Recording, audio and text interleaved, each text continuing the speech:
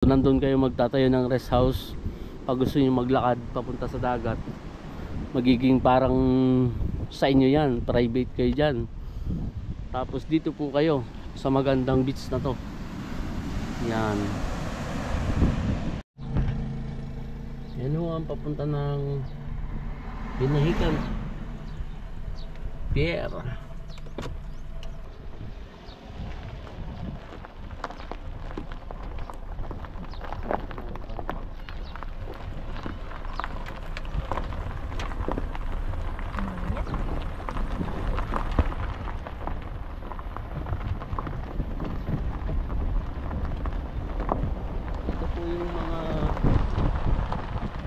May available na 250 square meter na may presyong 10,000 per square meter. Tingnan po natin kung paano tayo makakarating doon sa property at tingnan din po natin yung beach. Pero ito ay hindi po siya beachfront, lote lang po siya. Bali 12 lots po ang available.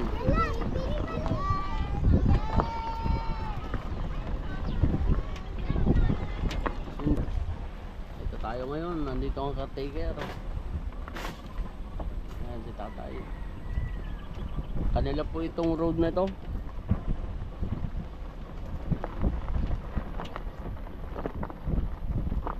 Tay, magandang hapon. Pinabalik kami ni sir. Ha? Kami yung nag-vlog dyan. Natandaan niyo kami? Nung kami pinapasok niyo dito, nag-vlog. Natawagan ko na si sir. Natawagan mo na. Oo, ano nga po pangalan ni sir? Yung boss nyo? Ang Oscar. Oo. Tapos nakausap po siya. Sabi ko nga, balikan ko para may vlog ko ng maganda, pati kasama yung dagat.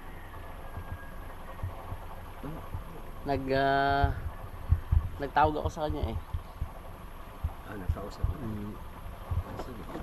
Andiyan po si nanay. Wala na, umuwi na. Umuwi na. Ay, palis na rin po kayo. Sino? Kayo? Papasok na. Papasok dito. Ay ano, pwede po kami tumuloy. Oo. Sige. Papasok na ako nga. Ay, galing ako sa tindahan. Galing kayo sa tindahan. Sige po, wala kami. Ito po yung may mga...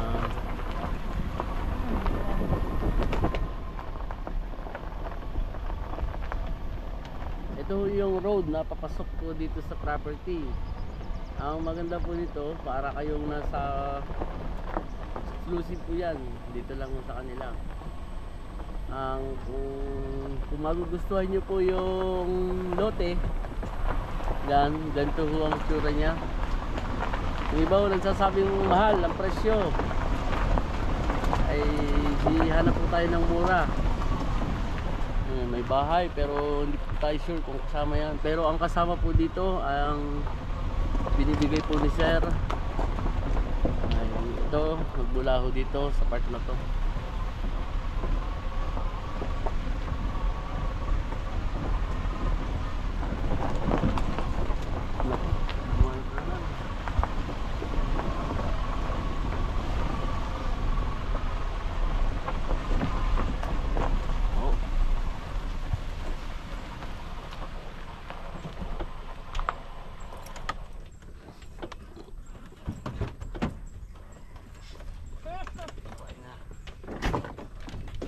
Nandito ho yung available na 500 square meter. Pag binili ho natin, kung hindi po ako nagkakamali, ang sinasabi nga ni sir, pwede niya nang isama yan, na parang hindi na ho siya babayaran kung magkano yung nagastos dyan.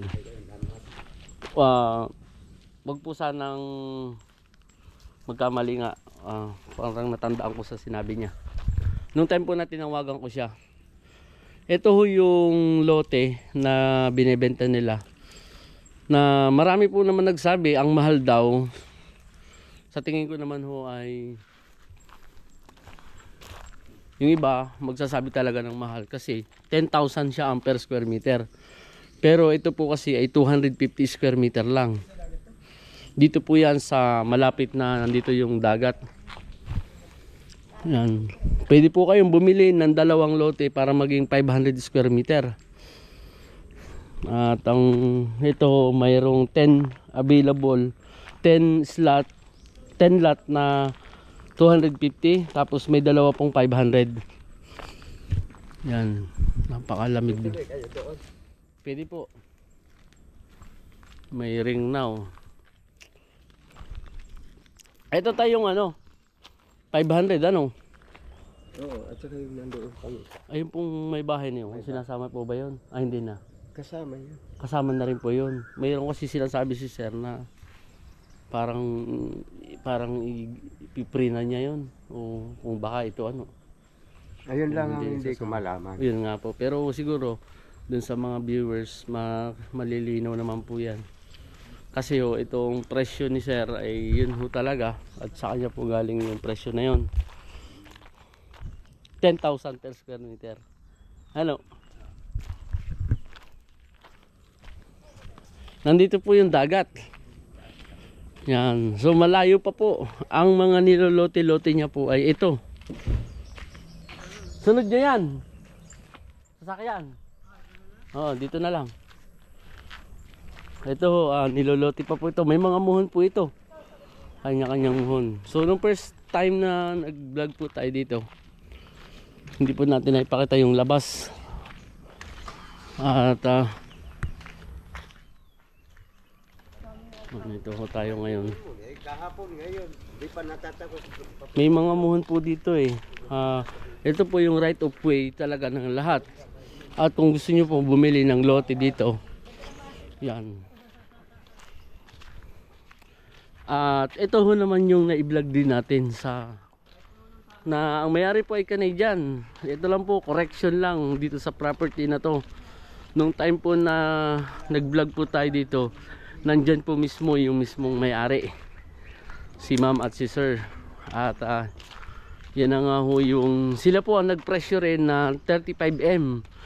Kasi nung tinanong ko sila na kung magkano yung price para dito, 35M. Then hindi, nagulat lang ako, may ibang mga nakakitang vlogger o may iba pa po mga sumunod sa dito na nag-vlog, mas mababa na yung presyo doon sa binigay na presyo nila ma'am, sir. Nung time na tinanong ko po siya, yun ang pinarasyo sa akin. So sabi ko, yun ho ang nilagay ko sa YouTube, kaya alam po nila yun. Ito po sumusukat ng nasa 2.1 hectares. Nabenta na po ito. Kasi po paiba-iba sila ng presyo. 35M yung presyo sa atin, di ba? Nung pinuntahan namin. Tapos mayroong isang vlogger na pumunta rin dyan. Ang presyo sa kanila mas mababa. Mas mababa. Oo, naging 27 yata o ano. Hindi ko alam. So yun, at least Nasa ipinasok kasi yan ho ang mga napakaganda ho ng property na to. So ngayon, wag po sana magkamali yung aking mga naging salita dyan na dahil yan, nung time po na nag-vlog ako, binigyan nila ako ng pahintulot at sila yung nagpresyo. Yan yung may bahay.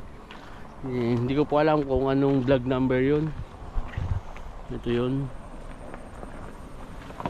Pero ilagay ko po yung link ng video dito sa ating description. Yan, ito ho yung nilolote-lote ni Sir Oscar na tigto 250. At ang gusto ko lang pong maipakita sa ngayon, kasi yung dagat po ay nandito. Tapos ito ho yung mga binebentang lote-lote. May gate po ba doon tayo? Makakalabas? Bukas lang po yun. tatanungin ko yung tagaluto ko. Titingnan din po namin para makita po ng viewers natin na kung anong itsura ng dagat. Kasi kung mabili nyo po yung lote na yon doon, ay dito naman kung gusto nyo pong magdagat kayo. Ito ho ay parang dating resort din nila sir. Tapos parang ginawa na lang yung yun, hindi na inopen sa public. Ngayon nagluloti-loti siya. Sabi nga ng ating mga viewers mahal, ay di may mga option naman po kayo. Pwede po kayong mamili ng mas mababa dito, pero hindi naman, iba-iba yan ng sukatan. Meron pong mga viewers na ang sukatan nila nagiging mahal siya dahil sa halaga. Paano po ba tayo sumusukat ng value ng isang property? Paano ba natin siya tinitingnan? So iba-iba po tayo ng ano dyan, pagtingin. Yung iba naman tumataas ang value dahil kung ano ang meron dun sa lugar, dun sa loob ng property, at kung anong ganda ang meron. Kung sa tingin nyo hindi po value sa inyo yung ganito kaganda at mas may work po yung nakita nyong iba, sabihin yung mahal. Meron naman pong iba na gustong gusto na rin po yung ganito, kasi pag nabili nyo po yung lote na yon, parang magbe-benefits na rin po kayo dito. Although hindi nga kayo naka-front dito. So tuwing hapon naman pwede kayong mag-coffee dito, since parang nasa loob kayo nung compound nung resort ni sir. Yan. So nandun kayo magtatayo ng rest house.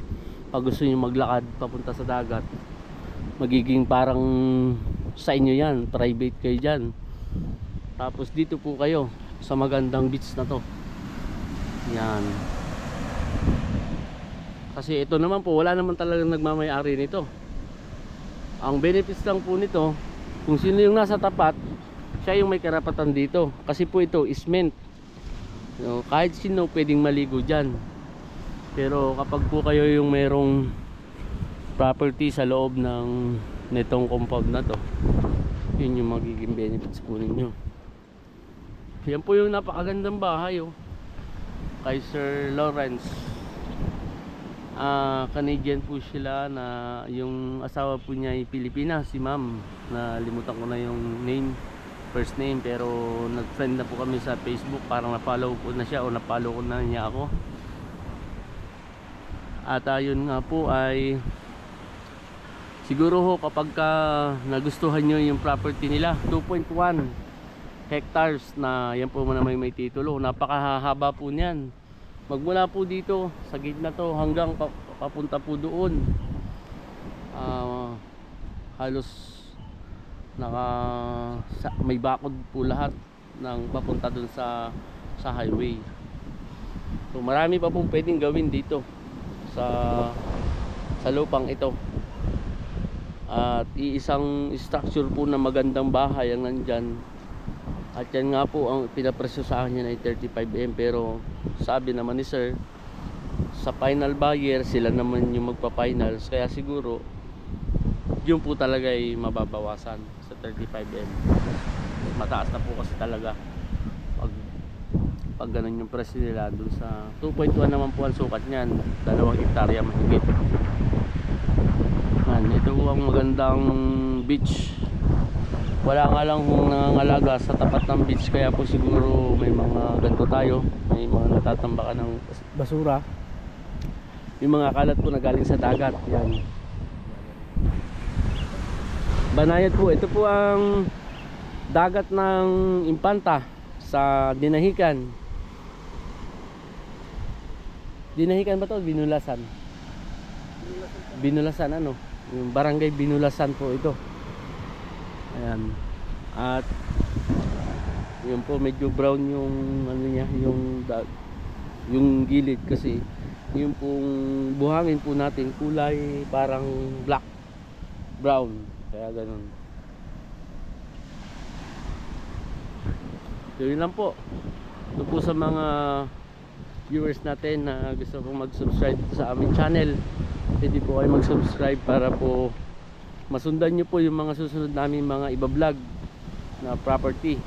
At kung gusto nyo po na meron po kayong mga property na gusto nyo rin pong i-feature sa aming channel, pwede nyo po kaming i-invite kung sakasakali po na mapuntahan namin yon at may schedule, at lalong lalo na nandito po lang sa part ng Laguna at Quezon. Yan, malay po natin baka dito po tayo makakuha rin ng mga sure na buyer, kasi meron na rin po tayo mga na-sold dito sa ating channel. Yun. Thank you very much po.